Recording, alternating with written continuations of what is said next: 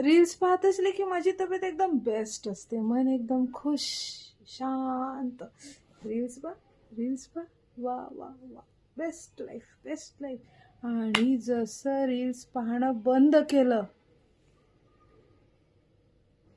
धडधडच होते, कसं तरी होते, पोटात कसं तरी होते, हातपाय दुखतात, धडधड, जीव घाबरते, बीपी वाढते. आणि रील्स पाहायला लागली की वाव, खरंच काय आहे या रील्समध्ये समजतच नाही मला.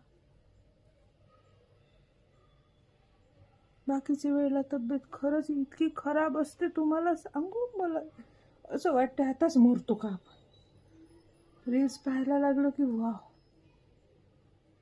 जबरदस्त लाईफ, सुखी.